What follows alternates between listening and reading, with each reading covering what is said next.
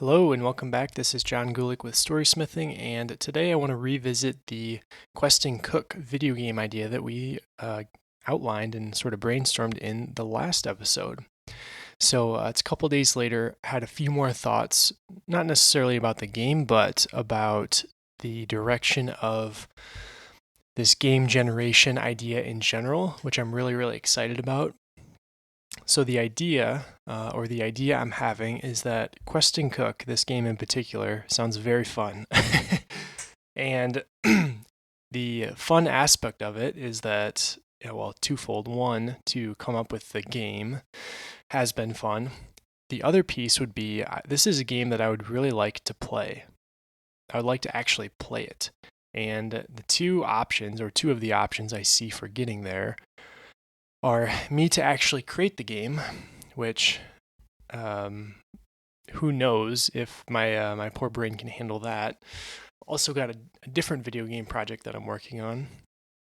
The other option is to phone a friend, and I think that is going to be a much more scalable option going forward, and it'll let me focus on brainstorming and coming up with ideas and doing things that rub elbows a little bit more with storytelling and with, generating these ideas to begin with. So my idea and what I'm really excited about is, as we're developing some frameworks, some blueprints for these video games, I'd like to post those or share those blueprints. I think is going to be a good term for them. I'd like to share those blueprints with anybody that's interested in developing a game. So I think the form that that's going to take is, I'm in the early stages of putting up a little site, and on there I'll organize some documentation and some documents related to these video games. So obviously in our last podcast episode where we kind of did some brainstorming for Quest and Cook, we came up with the gameplay loop. And there were lots of particulars in there, and lots of details that were mentioned but not explained. My goal with these blueprints would be, okay, let's get a good idea of the game itself in the podcast, and then let me take a little time, poke at it, flesh some things out, and put together some really good documentation that says this is exactly what, in as much detail as possible, what we were thinking. And then that would enable anybody that, if I were a game developer and I really liked the idea of Quest and Cook, receiving a blueprint of exactly what sort of the originator of the idea had in mind would give me a great step towards actually building it. Now, obviously, if someone was going to take that step, they could tweak things, they could change it to whatever degree they like, but I think it would be really helpful for them to have a framework to go off of. So with our conversation or with our brainstorming today, I'm going to try to keep that in mind, that our end goal is not only to practice the skills of world building, of, creating entertaining loops that may reflect entertaining story arcs. That's not the only goal.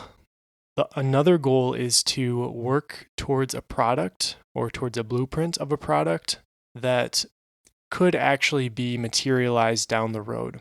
So I'm going to try to maybe lean into some more specifics that I wouldn't have otherwise.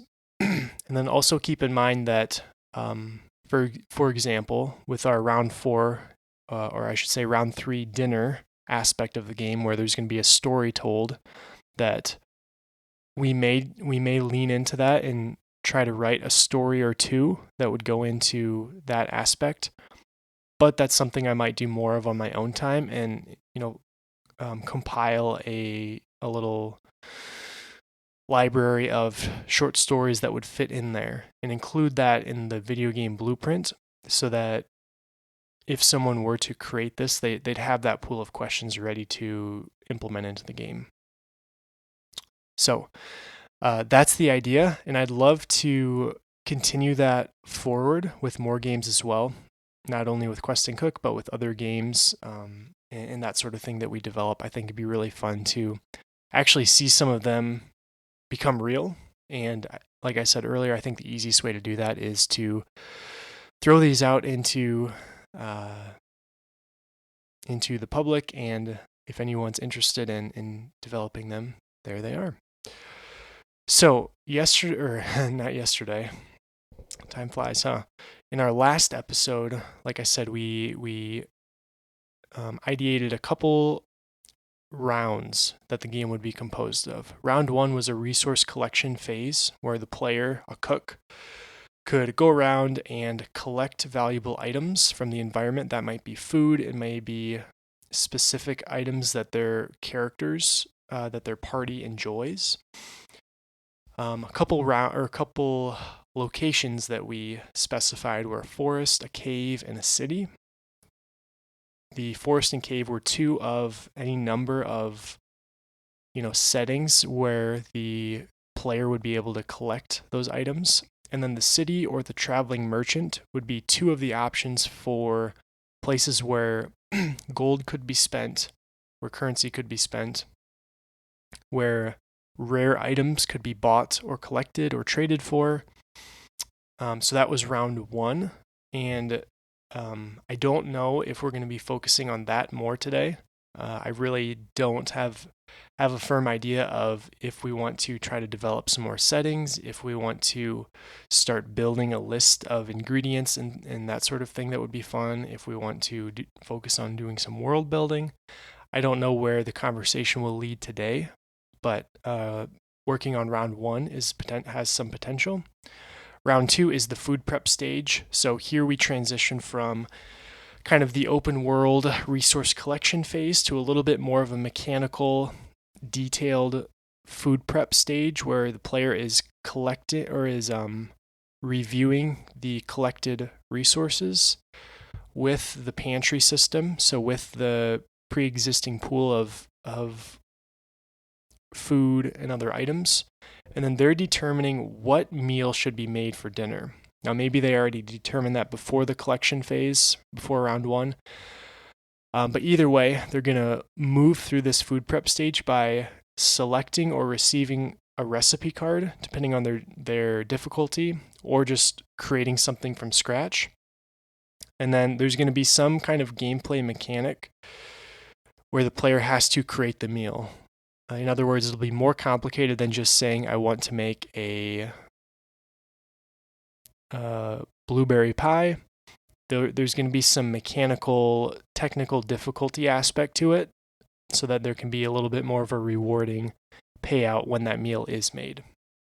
So that's our food prep. Lots of variables to keep in mind there, specifically with the meal that's being chosen. Different characters, as we kind of will get to in our gameplay mechanics a little bit later on here. Different characters have different food preferences. This is reflective of the real world, right? Different characters like different things. So the meal that you choose as the player to make as the cook is going to boost different characters in your party more than others, assuming that you can't find a great meal that really meets everybody's preferences. So you have to make a strategic decision at that point as the player of which characters do I really need to serve with this meal, and is there one that I can let slide a little bit. So after that meal's made, we transition to the dinner stage, and this is the round where I think I have the most question marks. I can't think, or I haven't thought of yet, of a better alternative to sort of this dinner storytelling aspect of the game. It's possible this could be removed entirely and we just keep a simple collection dinner phase or loop to the game. But I like the idea of having a third unique kind of aspect to the game, even if it's only to break up the other 2 a little bit. That third aspect does need to stand on its own, though, to some degree. We can't just have some boring blank screen for 45 seconds to break up the gameplay loop. It needs to have some value of its own. And one of the ways we are going to do that through storytelling is weaving the stories into the world in which the video game's set. So, for example, not just telling a short, entertaining little story, but to have it communicate some valuable information about the world. Then as the player's listening, they're learning more about, for example, let's say there's a certain culture that really appreciates this particular item or this particular food. The next time the player is trading in the city, if they're able to trade that specific item with someone of that culture, maybe they get a better deal or they get a certain reward or fulfill a certain quest, something like that. So we want to tie in-game rewards or knowledge to the stories, in addition to them being the relaxing or entertaining or insightful little story. That's my current idea. If a better one came along that wasn't even related to a little story time during this round 3 dinner phase, I'd be open to that. But I don't really have that have something like that in mind right now. So I do think, we'll continue with the storytelling route. And I think part of the reason I hadn't bought that immediately is that it will create a little bit more legwork for me. If we're going to create a little library of maybe 20 of these short stories, super short, 250 words stories, then 20 short little 250 word stories need to be written. And that's where my job comes in, I think. So I think that was kind of the main inhibitor for me, was just being a little bit selfish of my time and not wanting to write the stories. But like I said, I think that storytelling dinner round will probably stay in the game. I think it fits the game the best, and as a player, it sounds very fun to me. Just to quickly run through a couple gameplay mechanics to remind myself and remind you, especially if you didn't listen to the first one. Like I said earlier, there's going to be a pantry system where you maybe start the game with a certain collection of food. As you collect food in that collection phase, it gets added to the pantry, and then that's the stock that you can use to make your meals. Different characters in the party have different preferences. So a knight, for example, may like larger, heavier meals that have a lot of meat in them, potentially. An elven archer would like things like teas, greens, light food, maybe bread. And one of the challenges of the game is that you'll be saddled with a handful of these adventurers with different preferences at the start of the game, and you need to continually find ways to meet all of their food needs.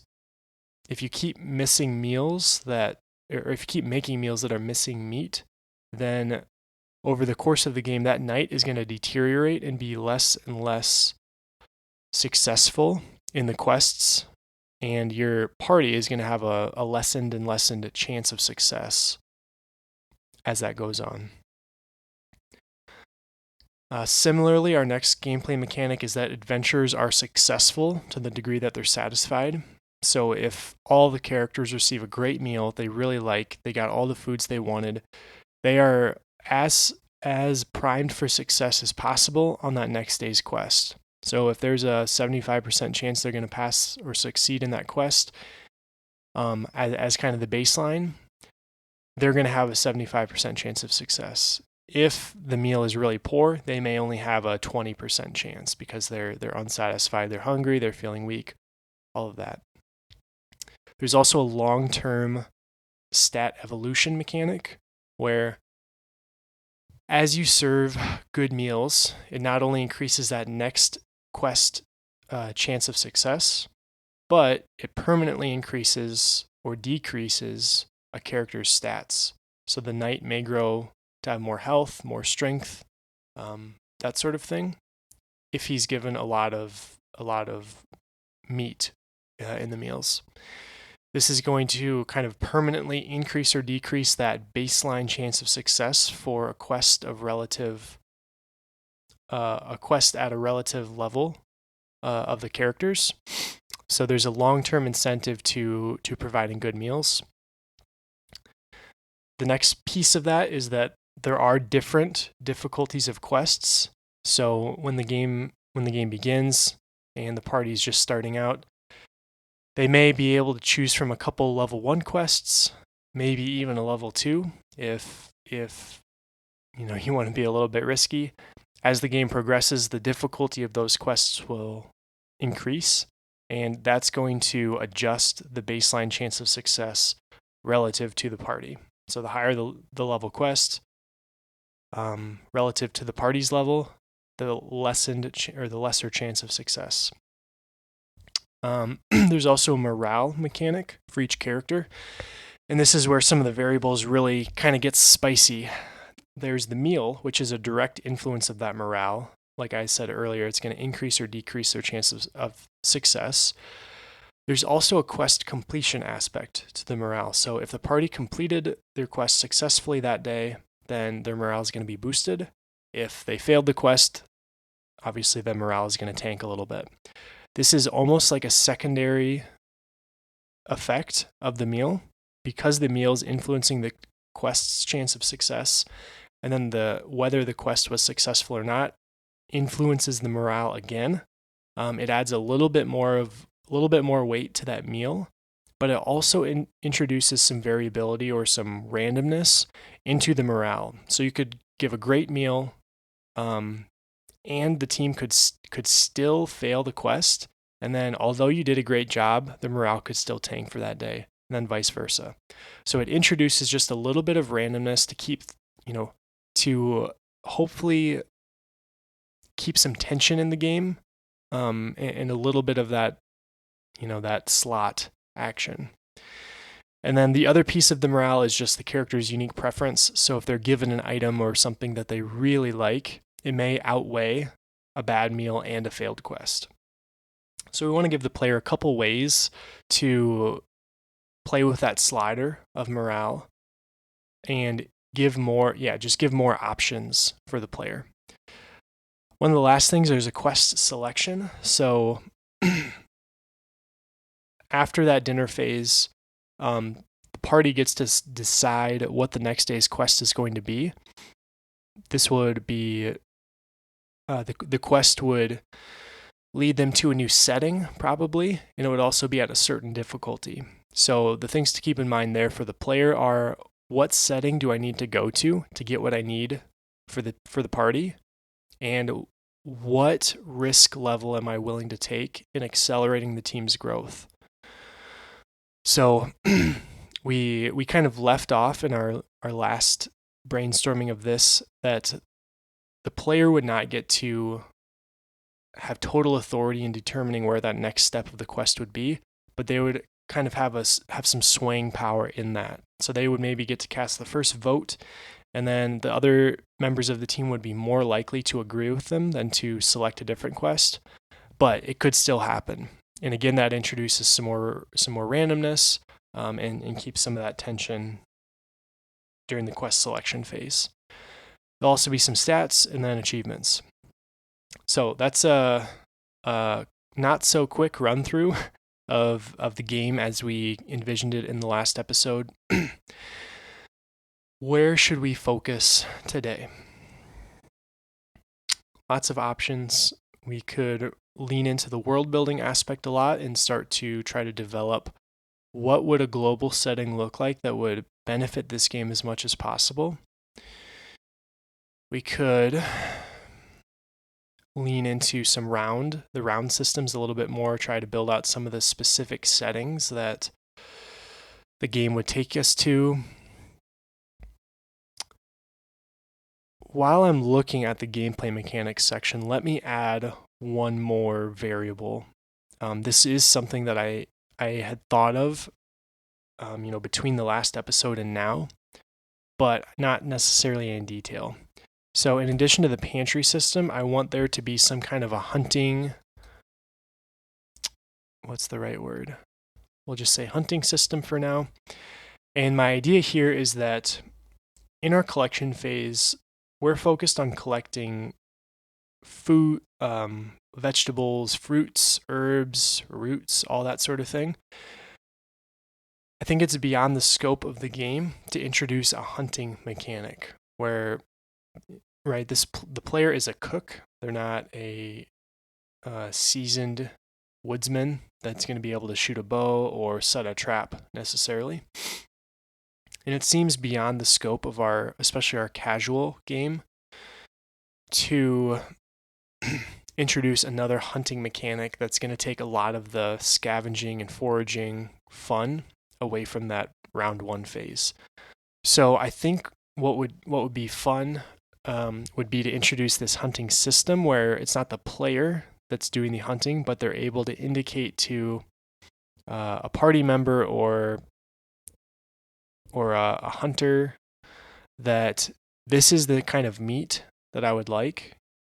Can you see if you can go and get some today? And then there would be a certain chance of whether the hunter would be successful or not.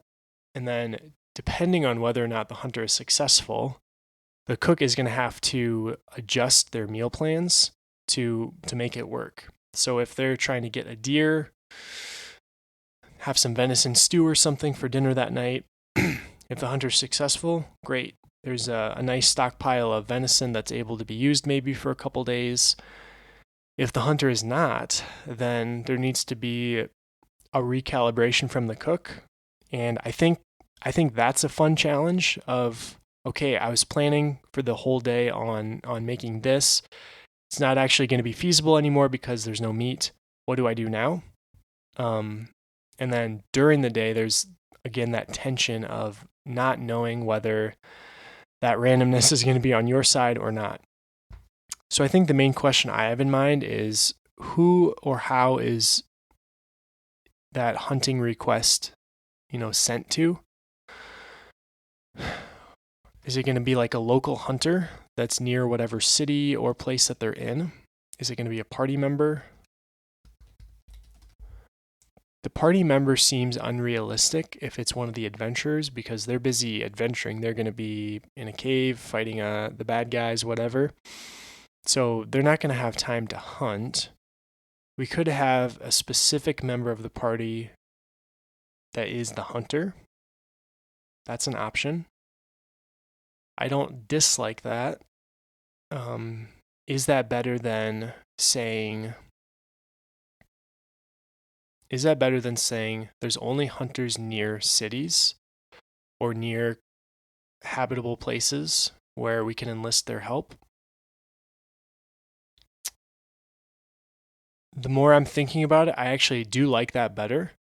It seems simpler to just have a hunter in the party, but it introduces more variables to have them only in certain locations. So let's copy that down into our mechanics here that there'll be a local hunter near cities or other habitable places,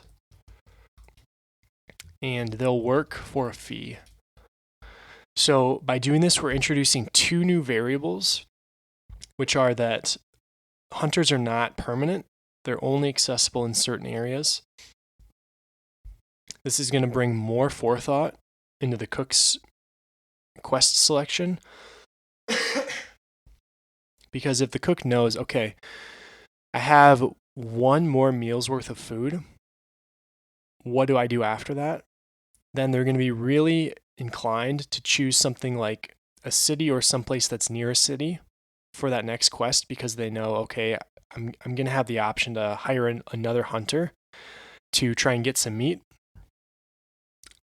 And that need is going to have to be weighed against, okay, but actually I really need to go to the forest to restock on X, Y, and Z. Or I know there's a unique item that I need to get for this character to boost their morale over at the cave. So I need to go there, but I also need to get more meat. And to do that, I need to go to the city. So it's going to have more at play or more to keep track of for the player. And if these hunters are not part of the party, it makes sense that they would only work for a fee, or let's say for a portion of the meat.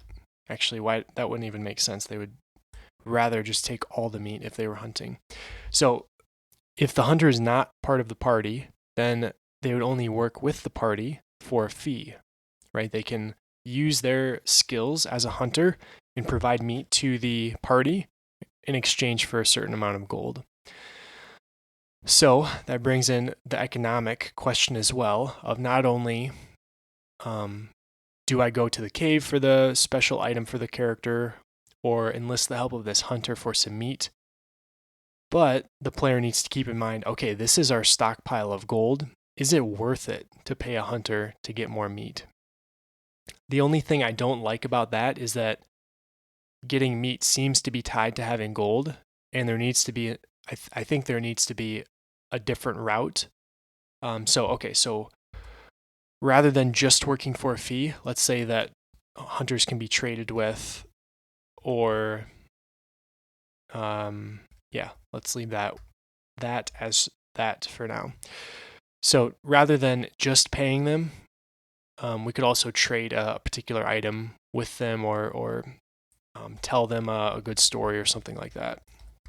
So we are providing some other options for the player to reach that end goal of enlisting the help of a hunter to get meat for their party. Okay, so that's the gameplay mechanic. And now we're back to that question of what is really the focus today?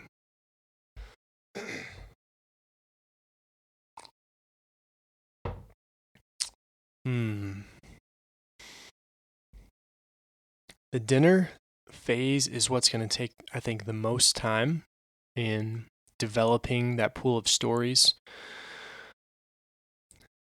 But I think before we do that, I'd like to start with world building. Because these stories will take place, most of them will take place in a personalized way to this world, right? Like I said, we're trying to communicate valuable information about the world and the gameplay mechanics through these stories. Because that's the case, I think we need to start with world building and develop more of that so that the stories can be backfilled. So let's make a little world building header here and roll our sleeves up. So what are we doing here? We know that there has to be a variety of settings. If these quests are taking place in a variety of environments, there have to be a variety of environments. So we need to create a varied world. We also want to keep in mind that the emphasis of the game is on food collection and on producing different foods.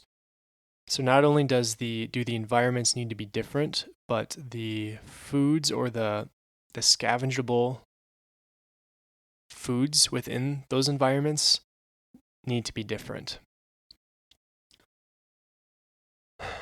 We're working within a medieval setting, in case that wasn't obvious.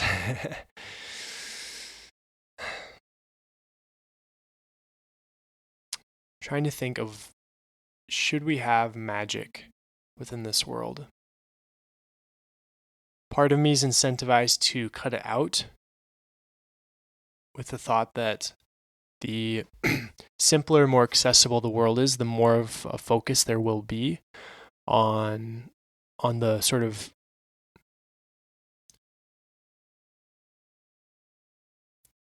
mundane, or not mundane, but the homey aspect of this game, the homey core of this game, which is producing food and providing. But this is also a game about adventurers, and it's almost expected that these adventurers are in an environment that has magic. That they're not just taking cats out of trees, being Mr. Incredible, taking cats out of trees, but that they're fighting the dragon, they're using spells, saving the town, doing things like this.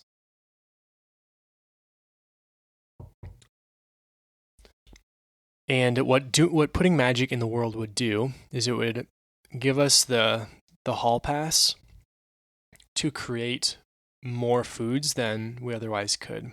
We can create foods that are maybe laced with magic, or at least invent new foods that could be incorporated into the cooking and that kind of thing. And because we have that magical backbone holding the world up, we have the ability to do that. So I think for that reason, let's introduce magic. We're gonna put magic into this world.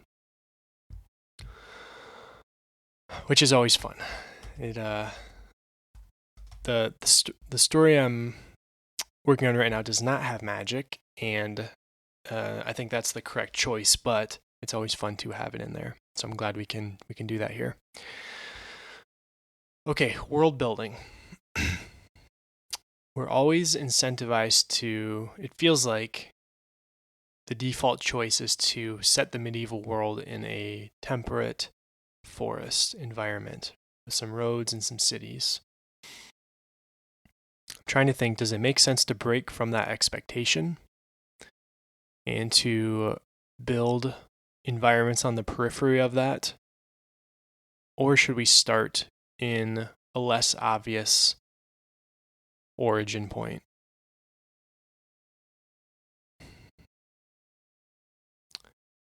I think the forest provides a good central location, because any environments that are, so what other environments are there? There's hot and cold. There's wet and dry. There's extremely elevated, and there is sea level. I'm drawing a lot of these polar opposites to demonstrate or to try to convince myself or find that the forest is actually geographically in the middle of all of them. Between hot and cold, right? A forest wouldn't survive at either of those extremes. It only exists in the middle. High and low altitudes, a forest doesn't exist either. Wet and dry, can make the argument that it can exist in wet, but that would be more of a rainforest rather than our typical forest. So to start the game at the forest not only means that it's at the sort of expected medieval setting, but that it's probably centrally located within the world, or at least within our variety of ecosystems. And then that's going to give us, or give the player, more of a chance of choosing, okay, I can go to any place rather than I'm already in the cold environment. I can't go directly to the hot one. I have to go to the temperate zone and then to the hot one. Starting in the forest, lets the player spin that wheel and see which environment they want to go to, because they're all relatively equal distant from the forest. So let's say we're starting with a forest, and I'm inclined to associate each environment with a country. I think, right, we don't want to, we're walking the line of developing a game with variables that the player has to keep in mind, and choose a satisfactory solution that's going to meet as many of these variables as possible. We're walking the line of producing a game like that with producing something crazily overcomplicated that strips the fun out of the game for most players. There'll be some that really enjoy that level of detail, but most aren't looking for that. And so back to my point here of, I'm inclined to associate a country with each ecosystem, for the reason that it's going to simplify the economic aspect of it while also keeping some variables in.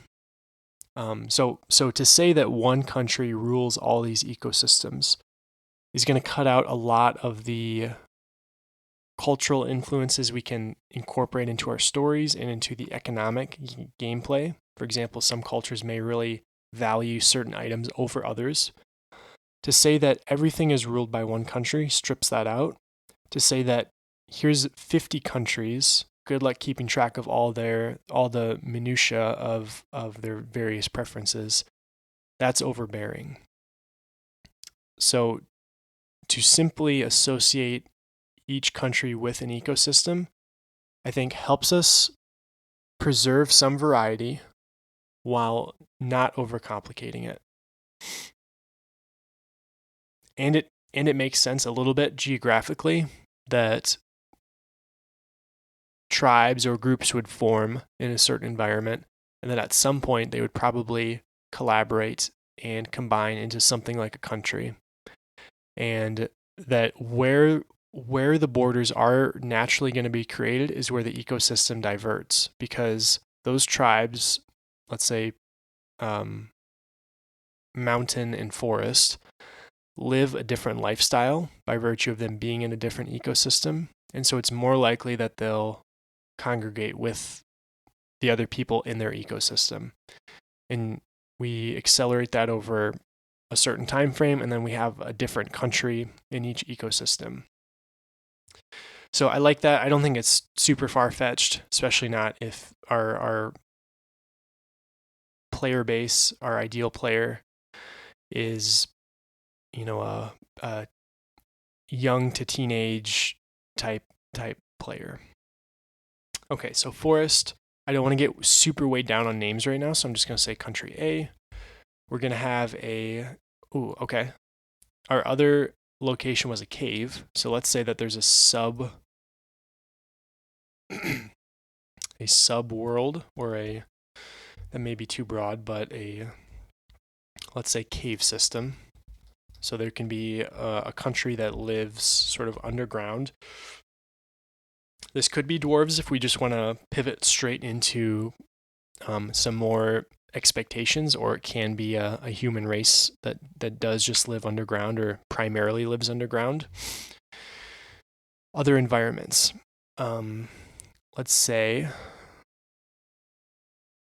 I am lifting an idea here from the Stormlight Archive by Brandon Sanderson, where there's certain people that live on a lake. So let's say that there's a lake, a lake people, and that'll be country C. In Brandon Sanderson's Stormlight Archive, I believe the place is called Clearwater or Stillwater, or I'm forgetting the name of the actual body of water where these people live, but it's a village essentially on stilts, marine focused. They're fishermen. It is their main source of income, and they just collect fish all day, and it's pretty sweet, pretty relaxed people. I think that'll be an interesting environment to replicate in this game, and let the player do some fishing, some trading with people that are fishing focused.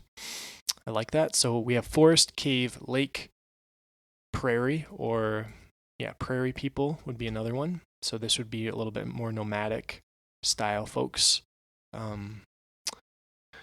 So let's call that country D. Other than prairie, what do we have? Mountain, as I said. That'll be country E. How many do we need? Or how many do we want? Currently we have 5. Going beyond 10, I think, is at that point we're just diluting the world by making it too complicated for our player base. I think we want to get a little bit closer to maybe 7 or 8 different ecosystems. So what are we currently missing, or what would be a big thing to add? Desert and Arctic would be 2. So that would be F and G, countries F and G respectively. And is there one more? Obviously, we talked about city and that sort of thing. You know what would be really interesting? Here's an idea. There's a different variant of the city for each world, or for each ecosystem we're in. So the forest, we could assume to have big cities, potentially, because there's going to be a forest has enough resources to support a city. A cave system may have something like a city, actually, but it's not going to be built of like buildings and wood and roads necessarily, but it would be mined, so it might be more like a hall. Think of like a dwarven hall. So forest would have a city. The cave country would have halls. The lake may have certain boats, certain trading boats. The prairie, I like the idea of them not having any sort of centralized area. I guess they may have little villages.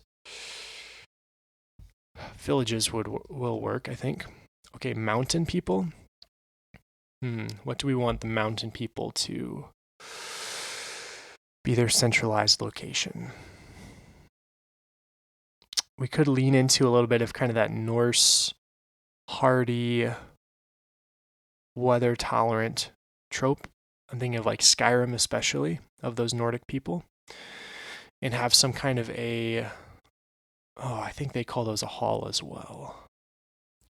Well, a large building that business is conducted in, business and meals are conducted in.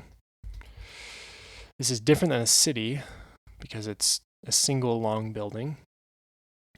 It's closer to probably the cave systems hall than anything else, but I think that will serve as kind of the purchase point for the mountain. And then the desert. What would the desert have? They could have sort of buildings. I don't necessarily want there to be any kind of underground dug area. I don't want to dilute the cave system people's kind of claim to that.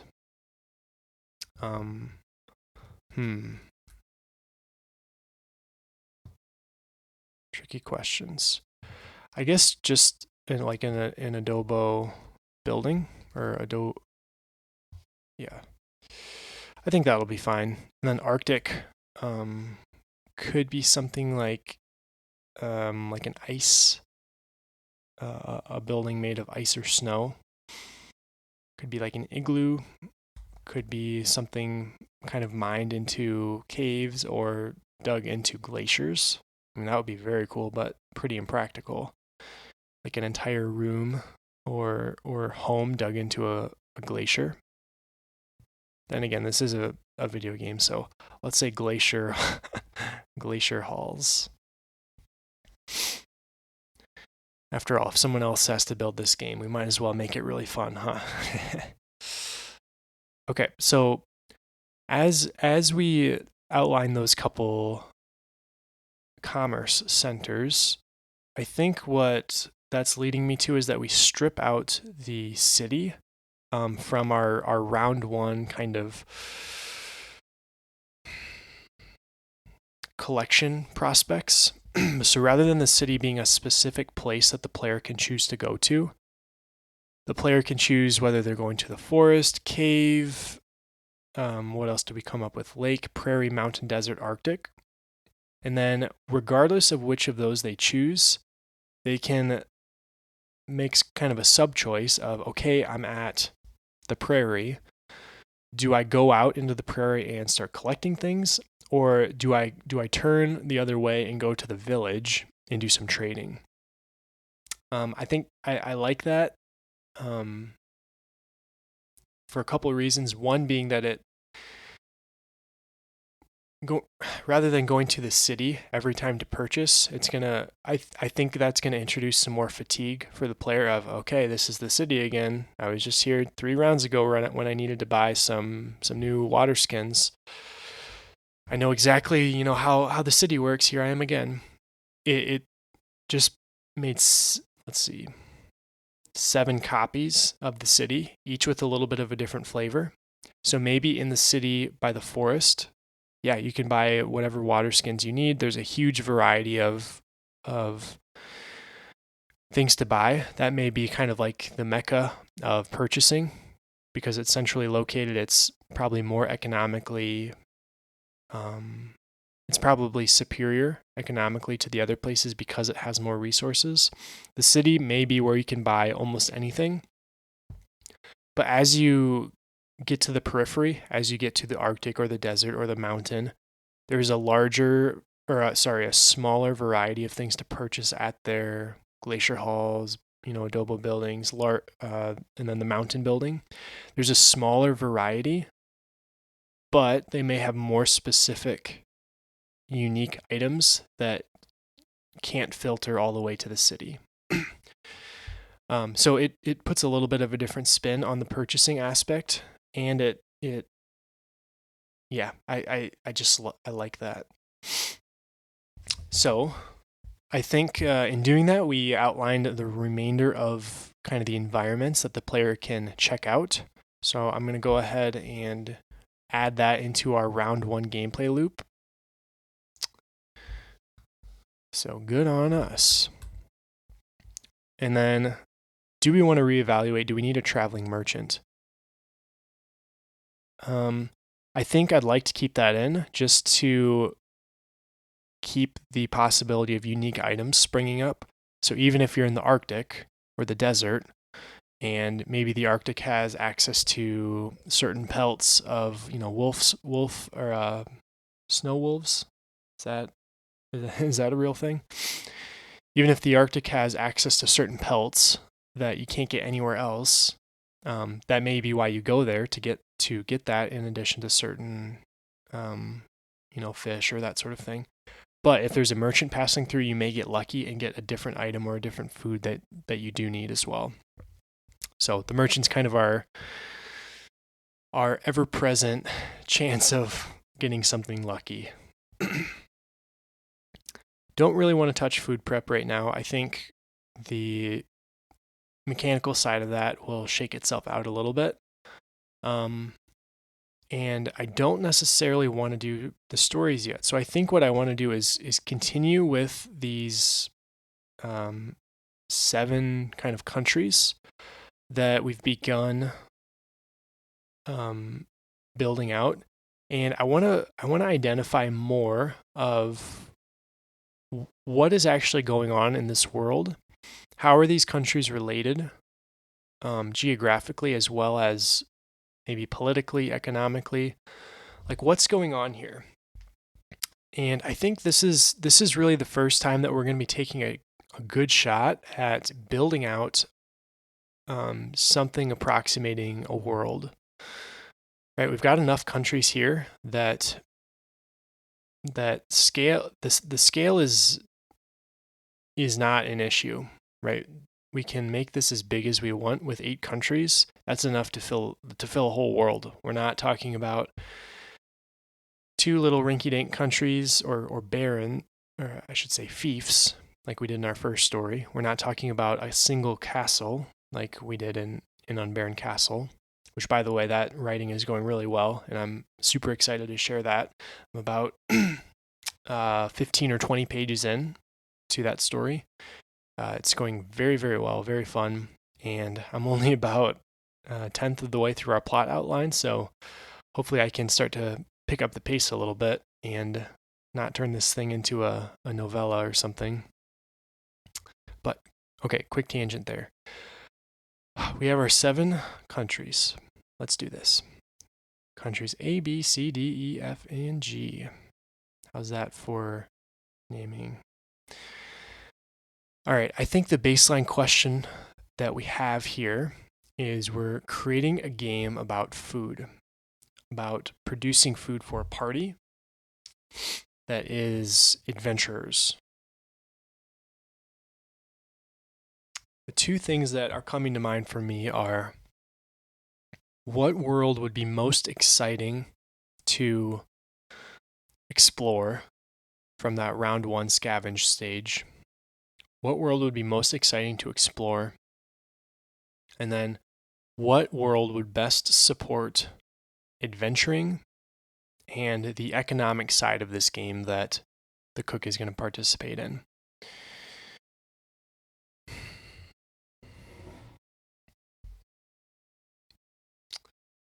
To some degree, I think we've already started on the first question of what world would best support exploring, because we have these 7 different ecosystems. That's going to create different places for the player to explore. But what would make it more fun to explore these? Is it worth incorporating friction between any of these countries? Or to create or to allow the players' actions to create friction between these countries. I'm thinking that's beyond the scope of this game. This is not a dwarf fortress that every decision the player makes affects 100 other things in a permanent way. So I don't think we need to lean into, okay, country A is at war with country D. That's going to influence how B and E are related as well. That's not the focus of our game. So I think we want a world where there are more or less open borders between all these countries. Everybody's friendly with everybody. There's no,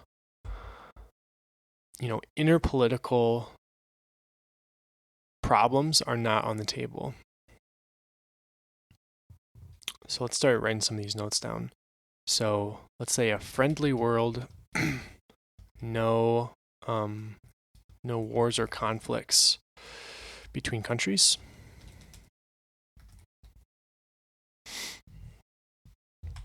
What we do need is a variety of cuisines at each of these places. And I think really, so what do we want from these countries? Like, what would be the most benefit to the game that each of these countries can provide? I think one, like I said, is having different foods. Another is impacting the economic system in a really interesting way. Creating cuisines isn't that difficult, and I don't think that would take a lot of effort, so I'm tempted to knock that out right here. I would also like to have a great idea about how this economic system can pan out. I am tempted to allow the player's actions to impact the larger economic picture. This isn't as complicated as like inter-country relations and those sorts of political things. But it could be cool if the player buys a ton of pelts from the Arctic country and sells them in, let's say, the forest, makes a huge profit. Maybe the next time they do that, the price is reduced for those pelts because there's no longer such a demand for them. I'm tempted to incorporate something like that. In the meantime, though, I think let's go ahead with these cuisines and kind of knock them out. So a forest is going to have access to a huge variety of meat, vegetables, fruit, since this is a temperate zone.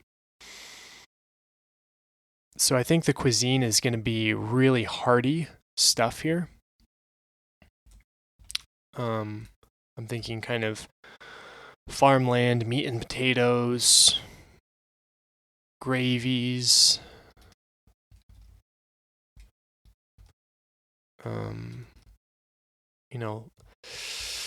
very filling food. Those sorts of foods and recipes would be made available to the player as they interact with people in the city more. So they'd be able to purchase recipes or earn recipes from people in the city. It seems like this food is kind of aligned with the knight because like I said, it is very hearty, it's very filling, it's heavy. So the knight would maybe be, or in other words, the player would be more incentivized to visit the city if they have a knight in their party. A cave system cuisine, let's say mushrooms and other root, or not other, but root vegetables would grow in the country or in the cave. So this would be kind of dwarven style stuff. Doesn't really make sense that a lot of foods that require sunlight would grow here, so we can't have that. If we wanted, we could incorporate things like underground pools, so we could make this country,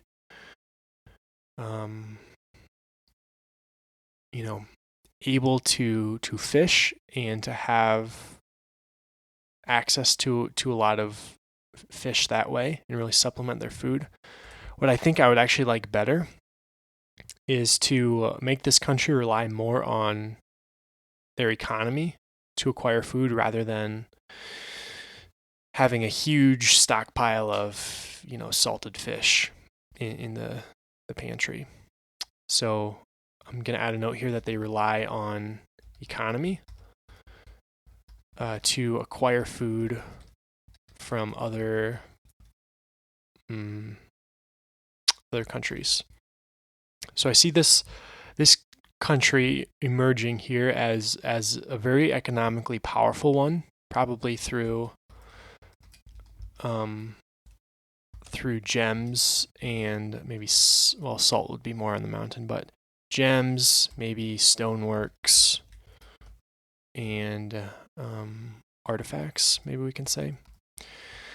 So this country is going to have a lot of power through what they can make and what they can sell, but not, and so they have to levy that or leverage that to get food from other places, probably specifically the forest, because it's one of the nearer countries and it's abundant.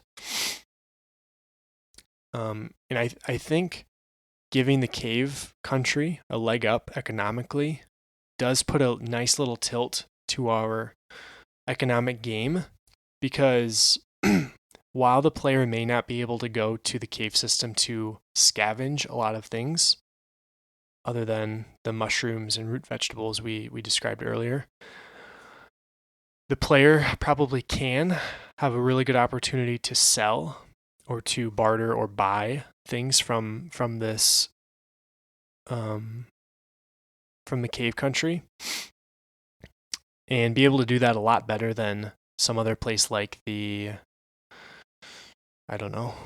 desert country, who isn't going to have the valuable gems and artifacts to sell like the cave country does. So I like that variety that we're starting to introduce. Let's keep going with the lake country. So obviously the cuisine here, I think no-brainer, is going to be fish and what would be the term? Water greens. So things like, well, I guess this is a question. What kind of greenery in a lake can you eat? I'm sure there must be some, so I'll leave that in there. But fish is going to be primarily what these people eat, and then some assortment of vegetables. Fish wouldn't really sell well in a medieval setting because you'd be really hard-pressed to transport them to a place where you could actually trade them with value. They're going to rot before you can transport them a few days away to someplace. So that's leading me to think that this lake country is not economically positioned at all. They're maybe much closer to just being like self-sufficient. So they're self-sufficient, maybe making a little bit of gold from passing merchants and parties that will purchase fresh fish from them.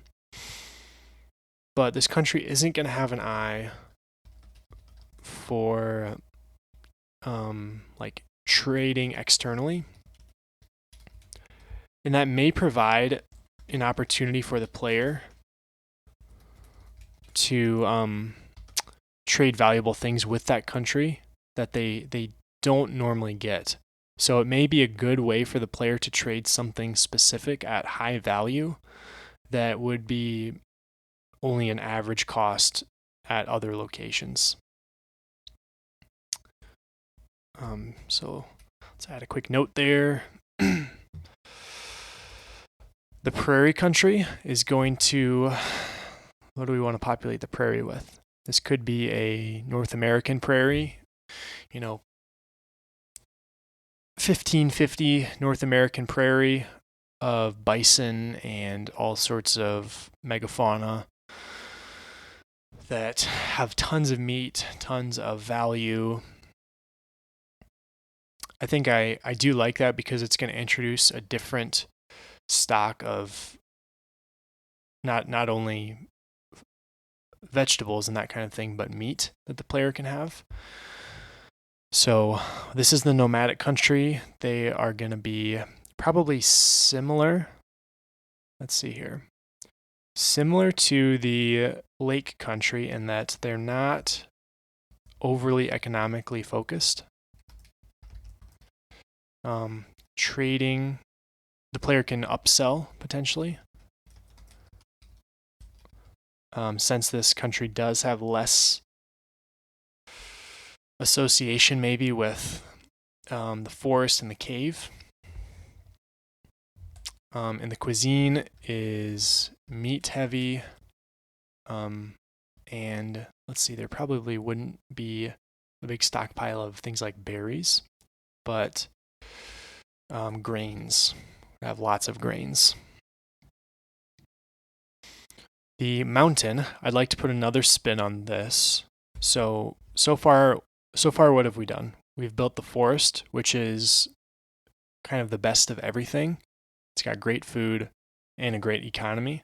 Cave system is slightly weaker food, but very strong economy. The lake is weak economy, relatively decent fish. It's kind of a substandard, average relative to the first two. The prairie is also less economically focused, but very good cuisine. So in terms of economy and cuisine, we've kind of hit the four variants in terms of, I don't need to reiterate those. So I think for the mountain, what we can do is introduce a new variable that the mountain can be strong in, right? Because we want each of these places to have a unique strength or maybe a unique weakness to help them stand out in addition to the variety of scavengeable things there. So not only should the player be able to get different things at that location than other places, but there should be some overarching theme of strength or weakness that's unique to that place. So for the mountain, what I want that unique place or that unique strength to be is knowledge. And I'm leaning in a little bit to that scholar on the mountaintop, or in Skyrim, you can go up a mountain and there's the Greybeards, these old fellas that apparently know a lot about a lot. But it's that classic image. And I'm not worried about leaning into that here.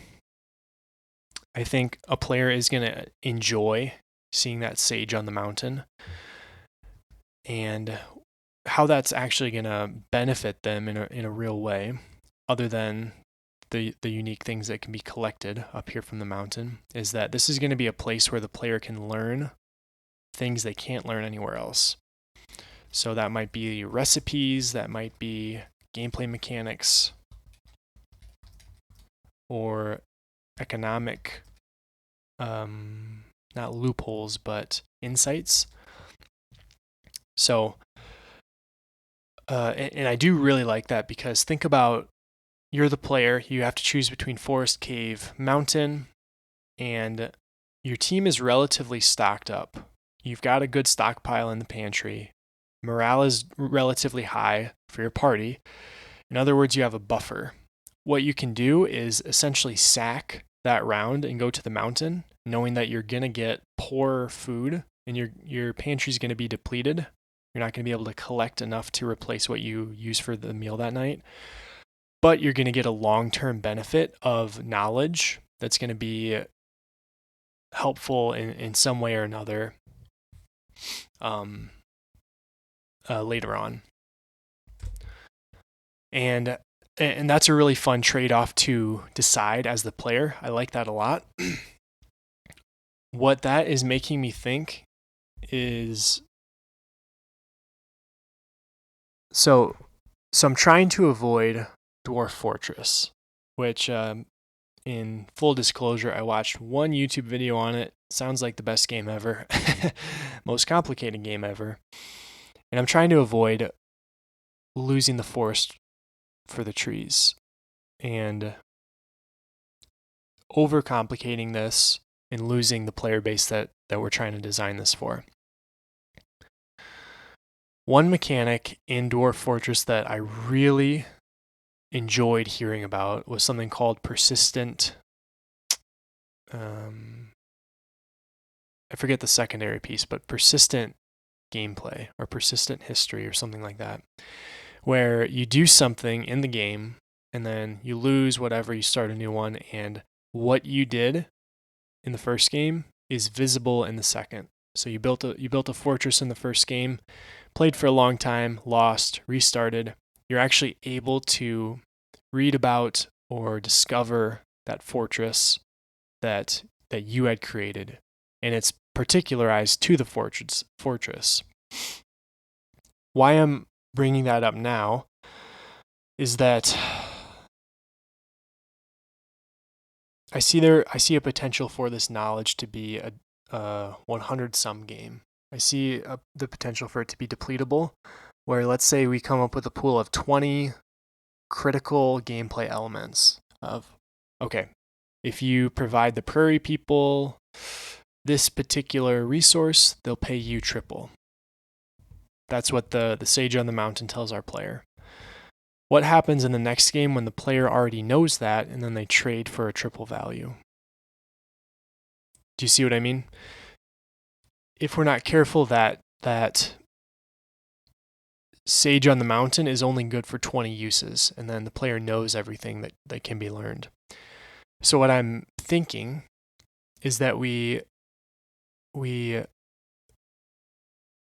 allow the game to change a little bit with each playthrough.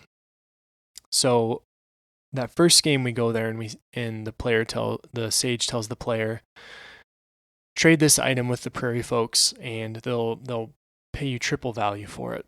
The next game, it may be a completely different item. Still, let's say there's a pool of 10 items that it would make sense for the prairie folks to really value. Maybe 2 or 3 of them are very valuable in that given game, and the others are not. And the player won't be able to know that until they check with the sage. So by introducing, I feel like the phrase introducing variability is the motif of this game. By letting the game change like that, it's going to maintain the value of the sage and let the game be more playable or increase the replayability for the player. So I like that. Let's get that down in notes here. Every game, the various knowledge insights are updated to increase replayability and value of the sage. Okay. So to counterbalance the knowledge, we need to really weaken the food of the mountain. And this makes sense in the real world. If you're living on a mostly rocky environment, you may be able to do some farming and foraging, but you're not going to have a flock of 1,000, or not a flock, but a herd of 1,000 bison at your back door. So the mountain country is weak food-wise and has minimal crops and animals. Okay. Desert and Arctic are our last two. What can we do here to present these environments in a unique way, different from what we have done already? We've already played with the sliders on food and economy,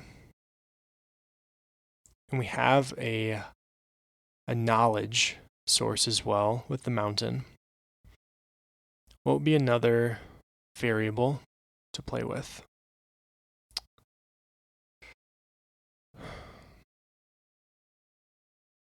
One would be a unique item source. So let's think about this.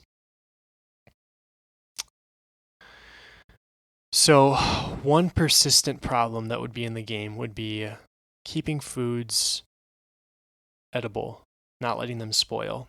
That could be something we choose to introduce or leave out if we want to simplify things. What we could do through either the desert or the Arctic would be, let's frame one of these places in a way that it has a solution to that persistent problem of food preservation.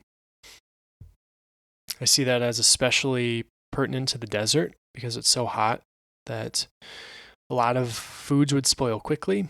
In the Arctic, it's so cold that foods would naturally preserve themselves longer. So let's say the desert has its strength is unique items, and we'll just say food preservation for now. This could be something as simple as, since we do have magic in the world, I'll lift an idea from Rothfuss's The Name of the Wind, where there are these cool boxes, they're called, and they convert heat from the environment into a cool interior within the box, acting as a refrigerator and allowing you to preserve food better. We could do something like that where we wave our wand and say, here's a magical solution to the food preservation problem. Could be worth investigating kind of some historical food preservation techniques that people in desert environments have used and see if any of them would map into our story here. Regardless of which of those it ends up being, I don't think it's critical for us right now. I think it's enough that we identify the desert's strength is going to be a certain pool of unique items that the player can really only get from there. There may be a rare chance to purchase one of those things at a high price from a traveling merchant or within a city or something like that. But for the best price and for certainty, the player can get that item from the desert directly.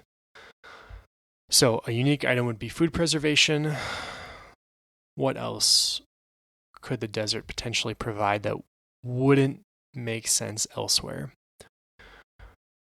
For now, we could just say cooking techniques or /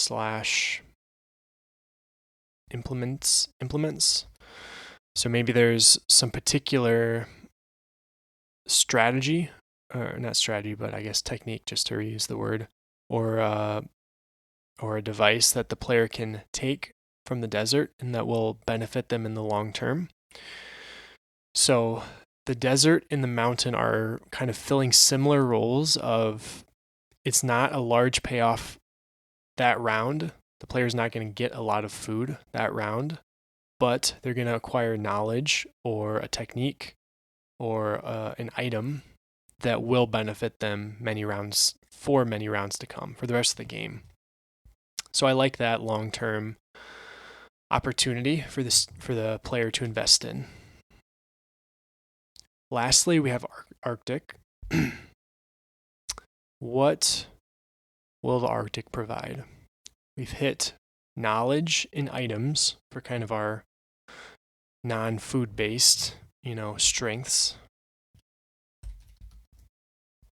What would the Arctic have?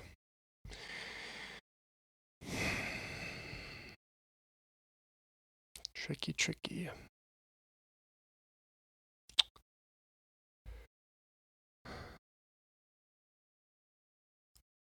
I'd like each of these places to be fresh and to have a specific strength. So it's not valuable enough to say the Arctic has weak food and a certain assortment of rare fish. That's not really good enough. I think that should be the baseline, that yes, the player can collect different things, different fish specifically probably at the Arctic environment than they can anywhere else. But that's it. Items, I'm not that inclined to come up with some unique items that fit the Arctic, I think. The desert already kind of has the claim to, if you need something, if you need a particular item, the desert is where you go. So what would the Arctic have?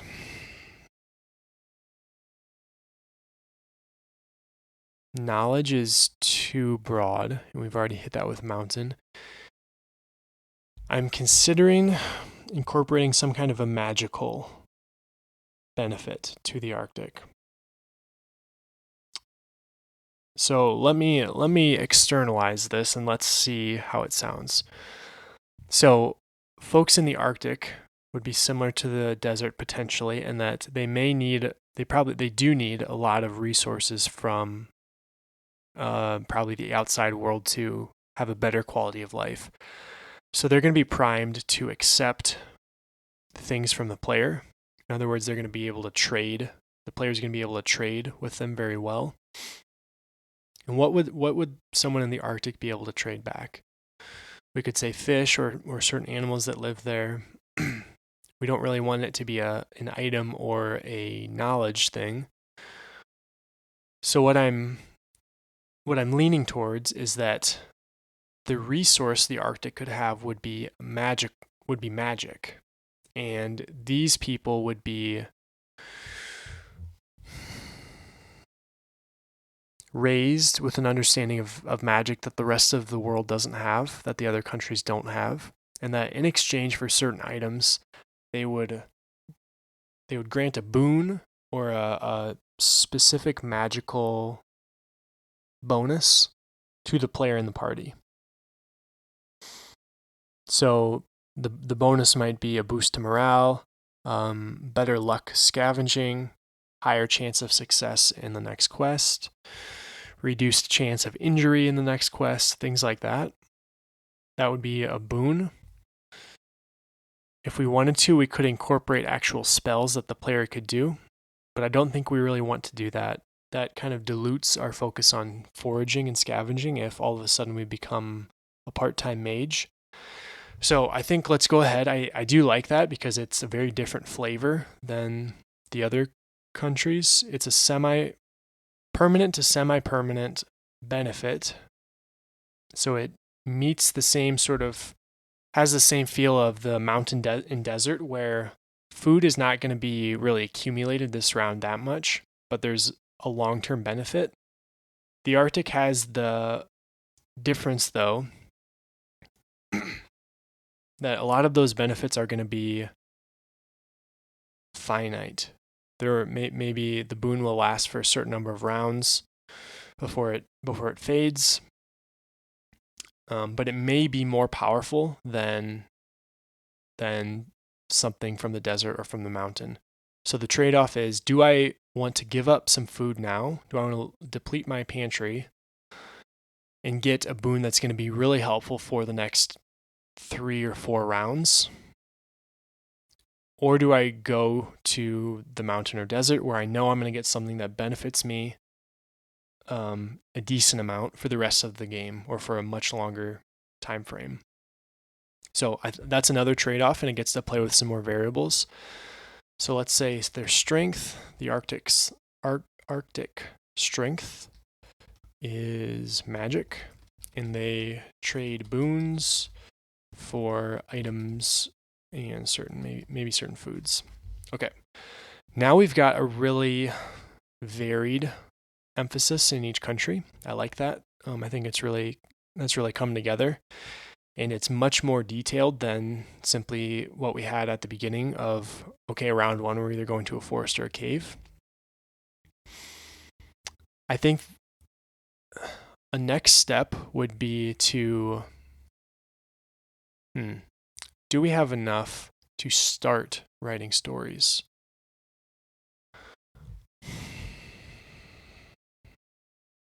I don't think so.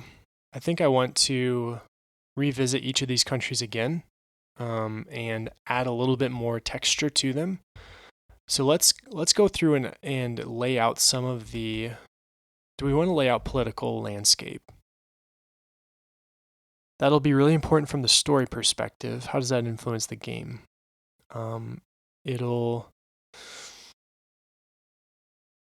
It could backfill to the strengths and weaknesses that we just laid out, or it could add some more detail to that. I think either way, we want to get a good idea of how these countries are structured so that we can incorporate that and incorporate the effects of their hierarchy into our stories. So the forest, I'd like to just keep this with a relatively typical medieval setting. So let's say it's a country. There is a king or queen, we can determine later. So there's a state head at a castle, and the rest of the country is broken into fiefs. Do we want to differentiate it down into fiefs? Is that too complicated? I think let's just say cities. The rest of the country is broken into cities. And let's leave it at that for now. I kind of want to just try to blast through these and iterate our way through the world building and just keep adding a little bit more each time. So our cave system, country B. I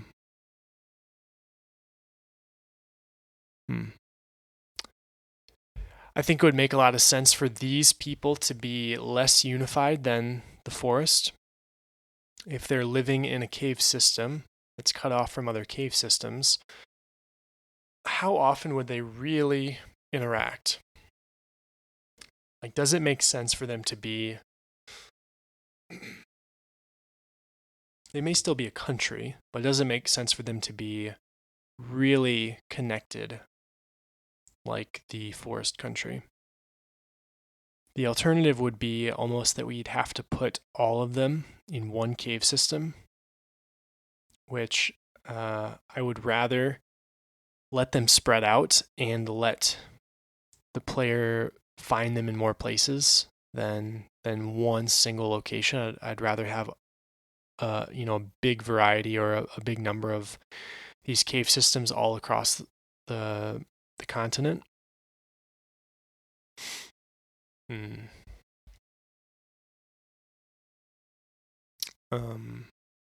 just had a side thought of potentially changing the lake country to an island.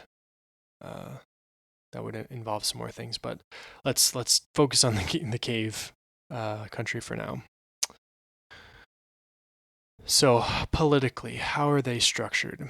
Since I am leaning towards having separate caves, we need some kind of a sub hierarchy rather than a single king that's able to control everything, because these people are separated from their, the other people of their country. So they would need some kind of like a ruling council. Trying to think logistically.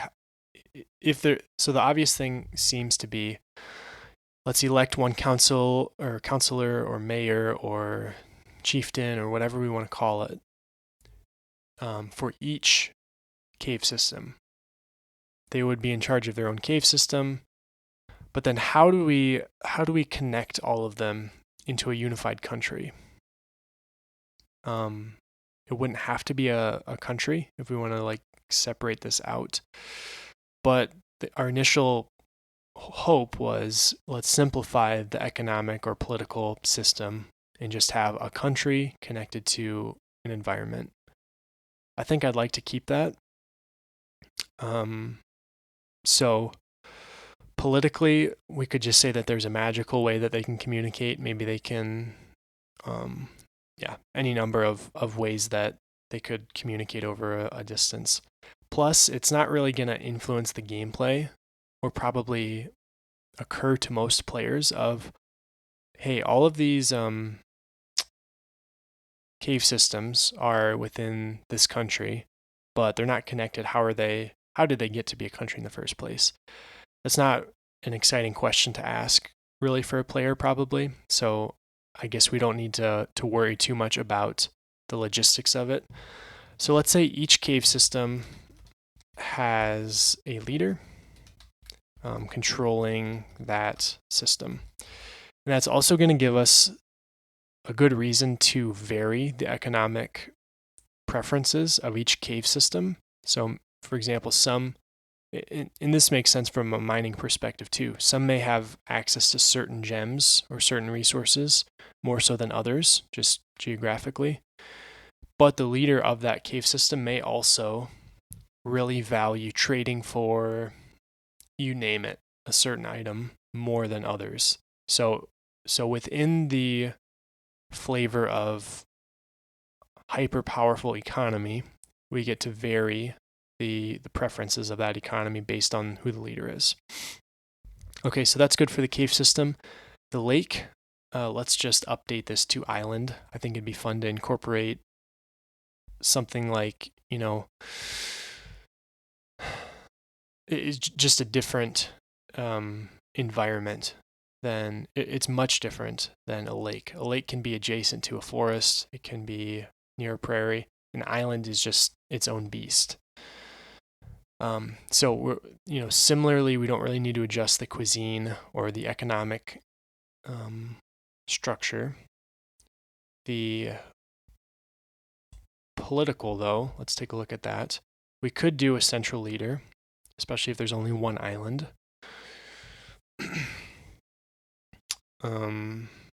Let's see. I just had a thought that it would be fun to incorporate a religious structure into at least some of these places, and island would be a place or a potential landing spot for that.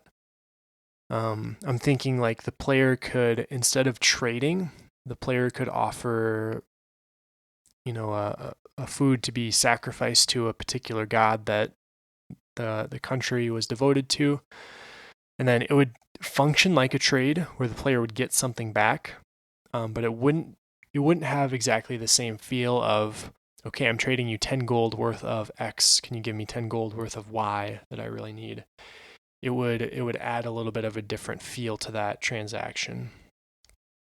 And again, I think adding that to like one, maybe two locations is good. Beyond that, we're going to dilute the novelty of it.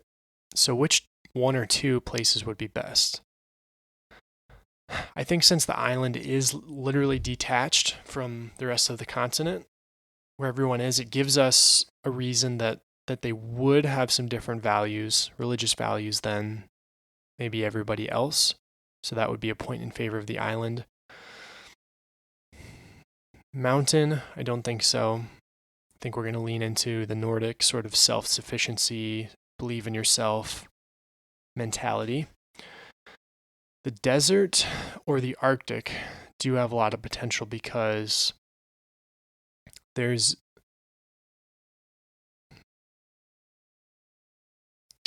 the inclination to trust in something else beside themselves because life is very hard. For people in the desert or the Arctic, within our fictional world here, they'd have more of a reason to be devoted to a particular god in the hopes that god would be able to help their situation, bring them water or provide them with food or magic.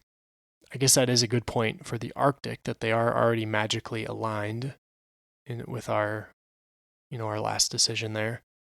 So we could say that magic is something that's given from a particular god that they're devoted to. So I like that. Let's add that the Arctic is devoted to a god, and it's the source of their magic. And then also the island can have a kind of religious devotion as well. So that'll be two places where the player can put a little bit of a spin on trading and do something like a devotion, or not a devotion, but offer like a sacrifice to one of these gods through the island or the Arctic people by trading them something. Okay. I guess I didn't really... So my initial thought was, before I went down this tangent, was if there's a religious element, we can incorporate a religious... We could couple the government and the religious structure. And I think I'm inclined to do that at probably one of the island or the Arctic, but not both.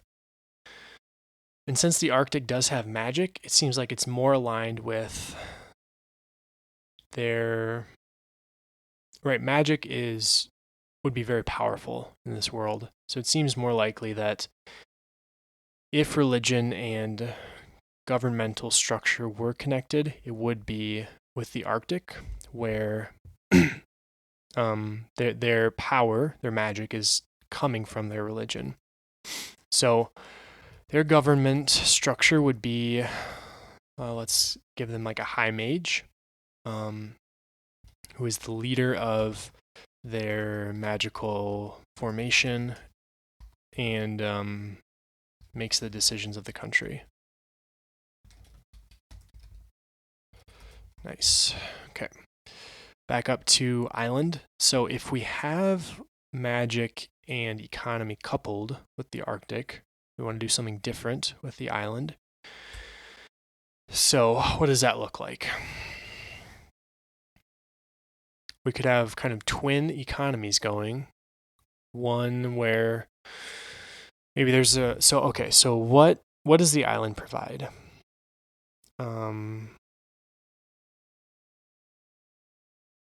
I guess this was our weak economy and mediocre cuisine. There wasn't anything particularly unique about the island in terms of items, knowledge, magic, anything like that.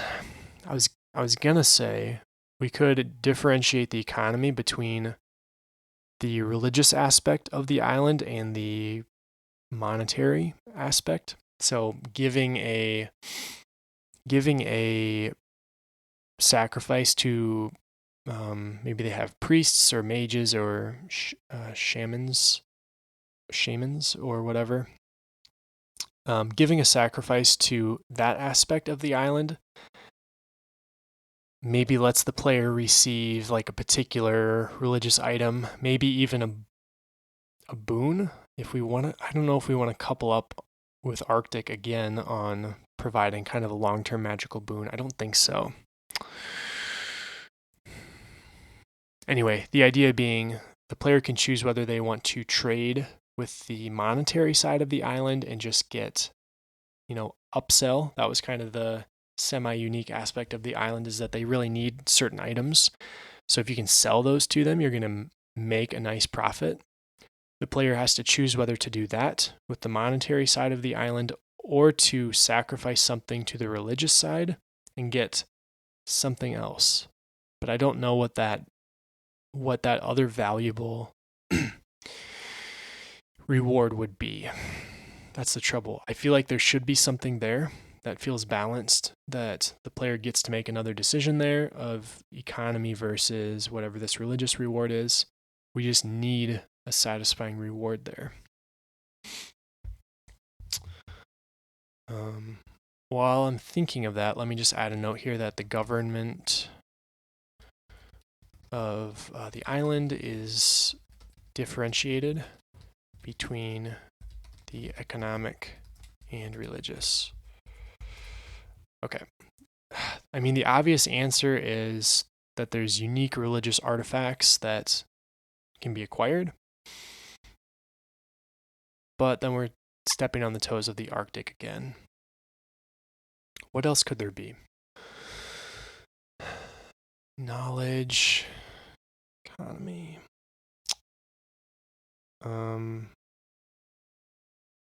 Diplomacy is something we haven't done anything with yet. Would that ever fit in here?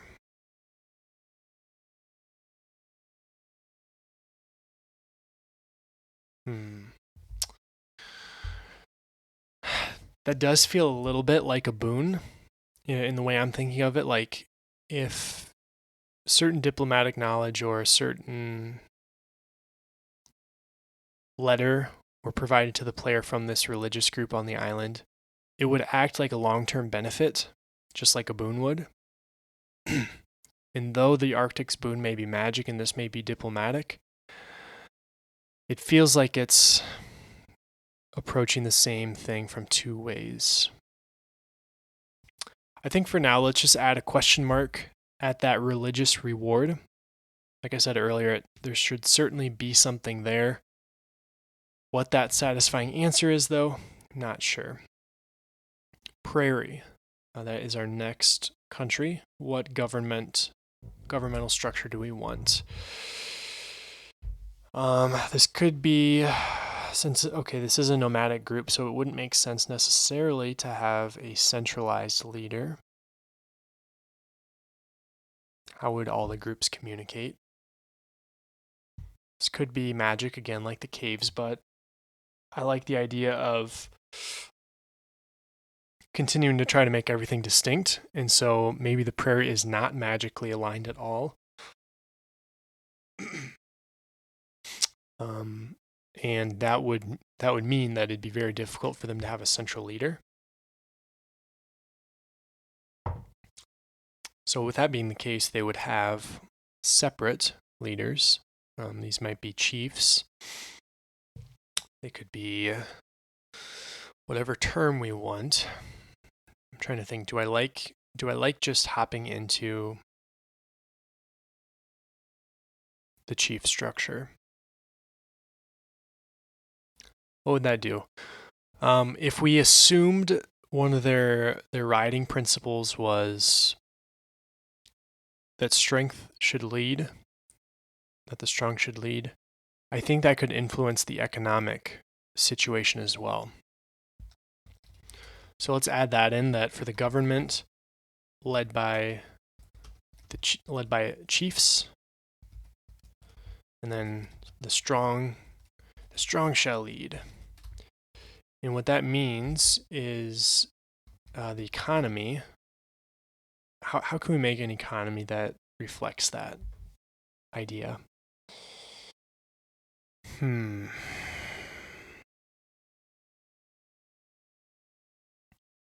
Here's something. Oh yeah, this actually fits really well. Okay, so I'm trying to think, do I start with the example or the solution? Let's start with the solution, because I thought of that first. Okay, so the strong shall lead, how does that fit as an economy? Well, this is a nomadic group. They're moving. They wouldn't place value on trinkets, on little items that they're not going to be able to transport with them.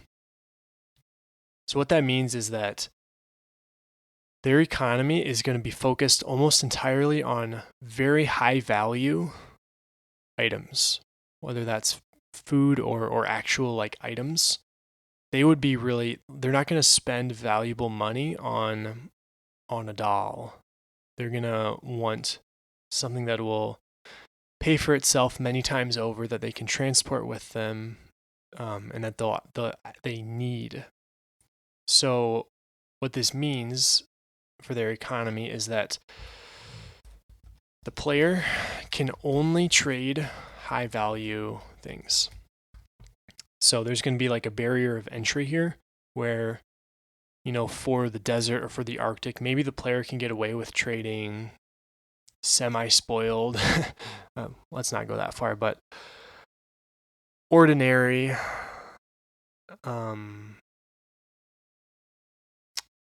foods, ordinary items, common things. The player can get away with that because those countries, those people are in need of them. The prairie people, on the other hand, don't care about any of that.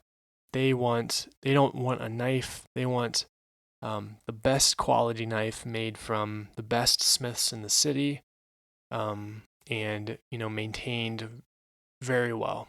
Like they want the really good stuff. And so for the player who's going to the prairie, they need to know, is it worth me going there, knowing that, okay, I can get some good food there. There's lots of meats, grains, that sort of thing. But I'm not going to be able to make any economic headway unless if I have something really valuable, or if I can make something really valuable. So that's a different consideration. And I like to have that there. I think that's going to work pretty well. Mountain. So our mountain here, we've got relatively weak food. since they don't have many crops or animals. Knowledge is going to be the primary economic currency here. And I think I do like that we can almost strip money out of the mountain economy and make it much more of a wisdom, knowledge-based system of, rather than let me give you a certain number of meat pies and you can give me a certain number of items. Let me teach you something and you can teach me something. I think I like that. Okay, yeah, so let's add that in. And let me also differentiate. Okay, so types of knowledge received from mountain. So I think we need to differentiate this. So food-based, I guess, how should I phrase this?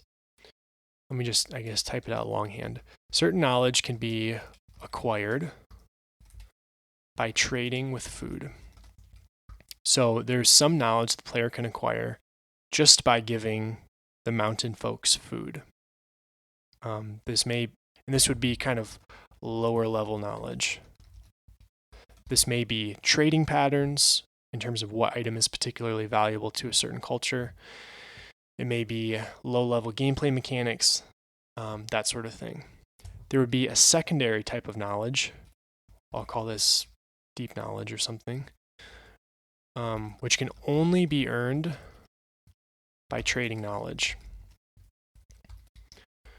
So this mountain culture values knowledge extremely highly. So it would make sense that in order for them to give up some of their greater knowledge, they need to be given some in return.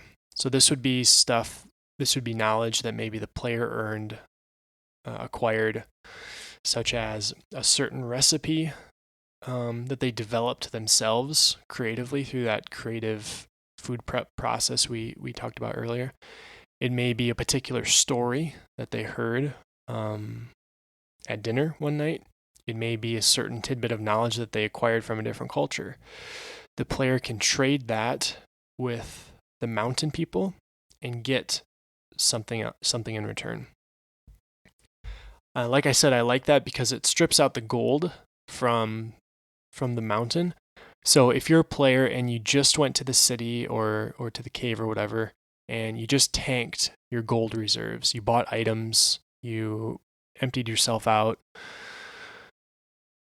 that next round, you still have potential to move forward in a productive way without spending a single coin by going to the mountain. You can still get valuable knowledge. You can still build up your pantry a little bit, maybe earn some knowledge from selling things, or earn some knowledge and gold, I guess, from selling things. But that whole exchange doesn't cost you anything. All right, now we're down to the desert. We've got those buildings. And the desert's allure is that it has a variety of unique items that the player can trade for. Very weak in food, so not much in terms of scavenging, but unique items. Governmentally, well, I guess we kind of skipped over the government for the mountain. So let's bounce back to that quick, I guess. Government. It seems, so I can see two routes here. One being we really lean into the Nordic idea of the strong shall lead, which we kind of have with the prairie, I guess, but very hardy folk living up in the mountains, cold resistant, a very tough mentality. Ale drinking, fighters, that sort of thing. That is very much at odds with our knowledge-based mountain economy. And so I think we want to trend more towards something like the Greybeards in Skyrim, or that sage on the mountain, where these people value knowledge, therefore their leader is going to be the most knowledgeable. So this is like the intellectual equivalent of the strong shall lead, like the wolf pack. The most knowledgeable person becomes the leader, or is the leader, or whatever. Let's see. They would also, I think, recognize that variety adds perspective. So I actually think rather than one leader, this would be a good place to incorporate a council. Although the desert, my gut tells me that a council in the desert would also work well. Oh well, one thing at a time. Let's create a council, like a council of elders, of knowledgeable elders, for our mountain here. So that is going to be the ruling group that governs. Yeah, so that's good. The desert, let's bounce down there now. So like I was saying, we've got those adobo buildings, unique items, weak food. What governmental structure would work well for the desert? I'd like to continue trying to find unique flavors to tie in here. So though it would make sense to say something like the strong shall lead would fit here because the desert is a very brutal environment to live in. What else can we find that has some believability here and that would have an interesting effect on the economy? What would be some ideas? This would be a helpful time to phone a friend and to get a couple of solutions. Like I said earlier, I'm tempted to do a circle of elders that kind of governs.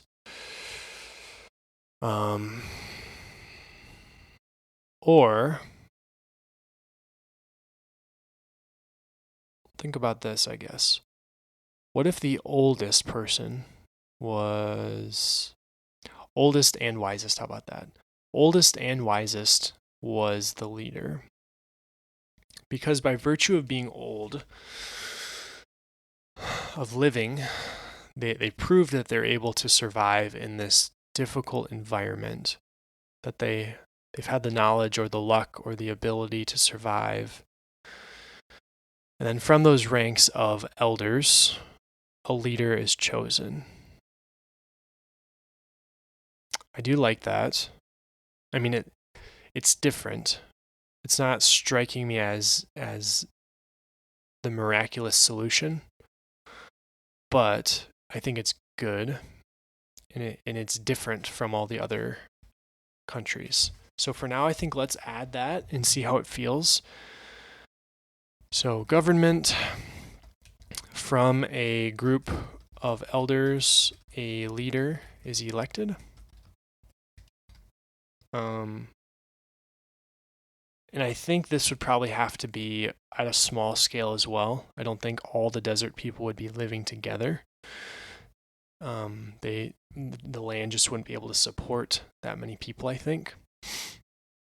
So this would be more of like a tribal leader or a village leader.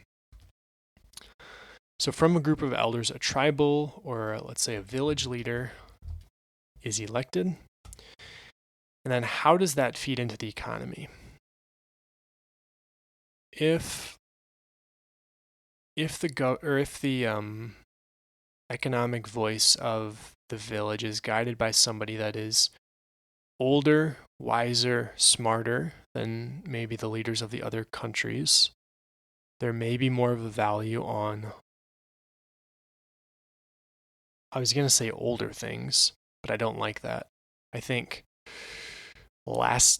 lasting things is the word I'm looking for. So what does this mean?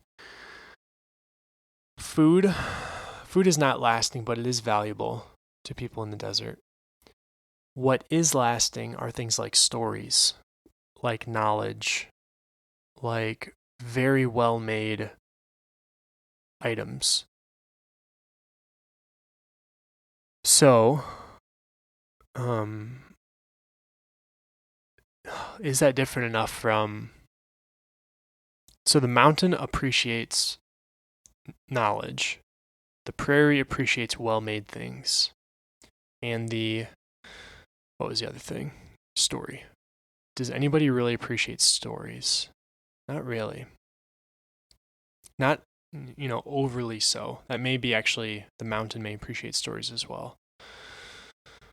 But I guess the desert can function as kind of a composite of the values of mountain and island. Island, is that right?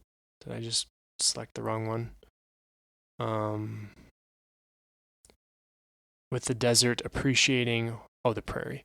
The desert appreciating well-made items that will last a long time, stories that can be told for years and years and years, and maybe they don't care about knowledge that much. I think let's throw that out, because if this country has survived for so long in the desert with what they currently know, maybe they don't feel the need for like, right? They don't care how best to harvest peaches. That's not knowledge that's going to benefit them. They care about having really good items and like entertaining stories or valuable stories that can be told for a long time. Okay, so that's our solution. So the economy values stories. That's their sort of unique thing, and well-made items. Okay, and then we already did the Arctic, which is that. Did we do the Arctic? They grant boons, and they really appreciate food. The government. That's what we're working on now. They have the High Mage, which is the leader of their magical formation and the maker of all their country's decisions. And in exchange for food, do we want them to be able to make or to value really good items? I don't think so. Let's say maybe that they can make a lot of the items that they need with magic. Apparently they can't make food with magic, though. We either have to put that contingency in, that this is Harry Potter and you can't make food with magic, or we need to say that actually these people don't appreciate magic at all. Or sorry, don't appreciate food at all, don't value it because they can just make their own. And we need to identify something else that's very valuable to them that they would trade a boon for. What would make most sense for that would be a story, right? With all the magic in the world, you can't come up with a story. But we already have the desert folks valuing stories, and I don't want to duplicate that.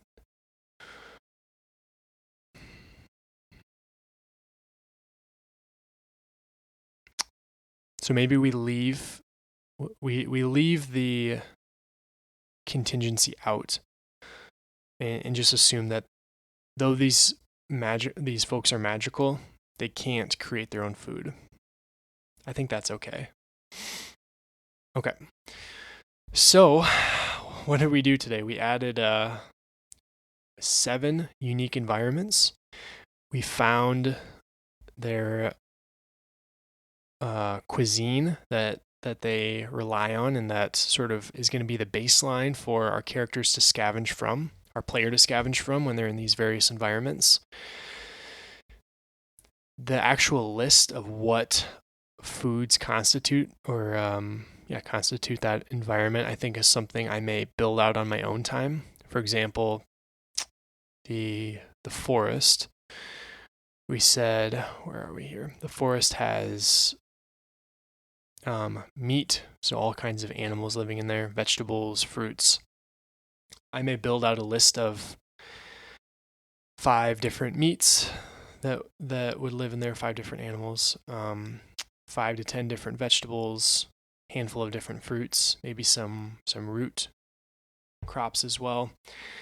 Come up with a list, and then our lovely programmer, if there be one, would be able to populate the forest environment with those sorts of things. I'm thinking of like in Skyrim where you walk 20 feet and there's a little mountain flower bush and you can go up and click that and harvest it. Things like that. So I think on my own time I'll probably go through and populate those lists, because I think that would be a little bit quicker and easier than doing that here. Today we also, in addition to coming up with the cuisines, we kind of applied the city economy mechanic to all of these.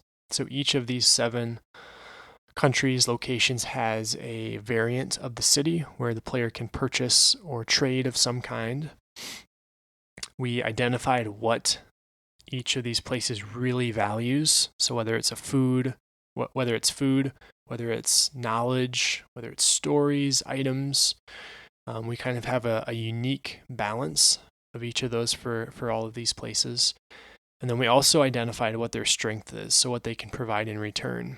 And I like the variety we have. I think that's going to provide a really fresh gameplay loop.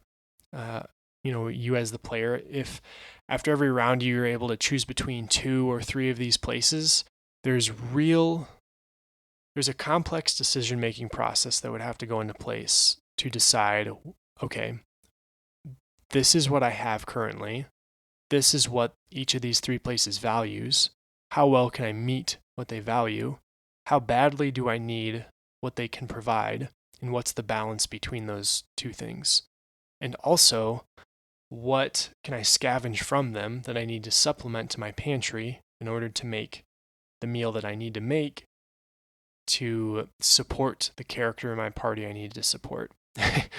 Right? That's a lot of that's levels of consideration. And I think we made each of these places unique enough that they deserve to be considered like that. These aren't 7 copies of the same thing with just a couple animals and plants swapped out. There are real differences here that will make a difference in that gameplay. So really excited about that. I think we made a lot of progress today. Going forward, like I said, we've got much more of an idea of how these countries actually function, what they value, some of their structure. And I think that's going to give us enough direction to start building out some stories. So if I had to take a bet, I would say that's probably where the next episode will go. Start doing a little bit of story creation and get that going. That'll be fun, and get the round 3 manifested a little bit. So thanks for listening through some of this world building. I hope you enjoyed. This was kind of a 7-way split of what I would normally do for a story. So we didn't necessarily get into super detail on any one of these 7 countries, but I enjoyed applying some of the same questions to each of them and seeing the very different answers that we got. So I hope this was helpful for you, and I'll look forward to seeing you on the next page.